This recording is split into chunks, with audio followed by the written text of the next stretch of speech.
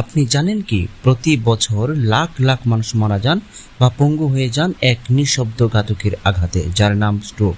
Stroke মূলত ঘটে যখন মস্তিষ্কে রক্ত সরবরাহ হঠাৎ করে ব্যাহত হয়। এর মানে মস্তিষ্কের কোষগুলো প্রয়োজনীয় অক্সিজেন ও পুষ্টি পায় না, আর মাত্র কয়েক মিনিটেই সেগুলো মারা যেতে শুরু করে।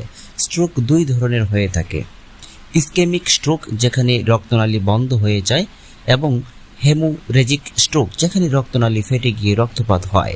স্ট্রোকের লক্ষণগুলো হঠাৎ করে দেখা দিতে পারে, যেমন মুখের এক পাশ বেঁকে যাওয়া, হঠাৎ জড়িয়ে কথা বের না হতে পারা, এক বা দুই হাত দুর্বল হয়ে যাওয়া, এবং হঠাৎ করে দৃষ্টিশক্তি কমে যাওয়া, প্রচণ্ড মাথা ব্যথা। এই লক্ষণগুলো দেখা দিলে এক মুহূর্ত দেরি না করে দ্রুত হাসপাতালে নিতে হবে। সময় এখানে সবচেয়ে বড় অস্ত্র। যত দ্রুত চিকিৎসা, তত বেশি সম্ভাবনা সুস্থতার। কিন্তু কিভাবে রক্ষা পাওয়া যায় স্ট্রোক থেকে?